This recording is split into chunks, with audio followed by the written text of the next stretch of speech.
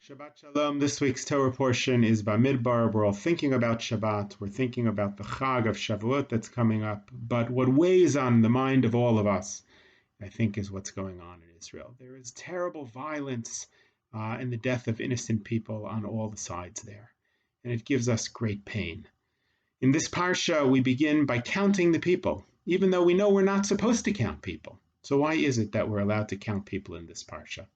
And the answer is, it depends why one is counting.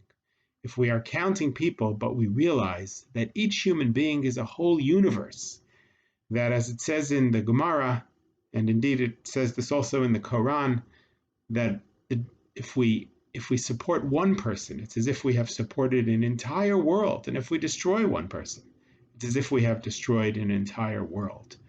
A person is a universe. It's hard to think about that because when it's on a big level, when it's far away, it feels more like a statistic than it does like an individual.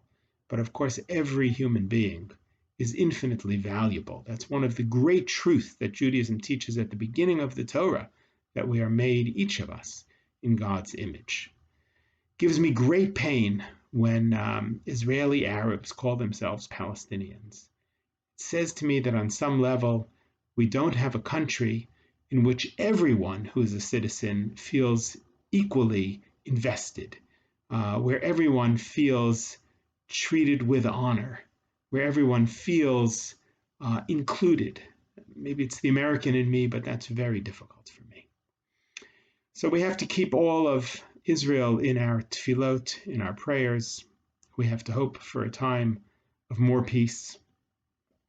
We recently at Kesher Israel, through the Jewish Agency, started a twinning of cities between actually Kesher Israel and the city of Lod.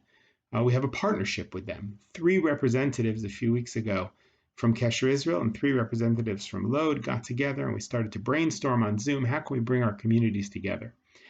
And just today, the members of the community of Lod that we've been interacting with, we asked them, write to us, tell us what the experience is like for you there. And they did, and it's quite devastating. The violence is terrible. It's coming from next door neighbor to next door neighbor, because in Lod, it's not like our experience as Americans of a place like Jerusalem. In Lod, Muslims and Christians and Jews, they all live together and next to each other. And in many ways, they got along. But now the fires are burning in the streets, and it's great, bringing a tremendous amount of pain to our partners in Lod. And I'm hoping that over the next couple weeks, we'll be able to hear from them more, and that we will be able to have some online programming on Zoom in which more and more members of Kesher Israel and more members of the community of Lod can get together. I myself have a long-time relationship with the head rabbi of Lod, Rabbi Israel Samet. I used to study in his yeshiva, and we have stayed in touch really for 10 years.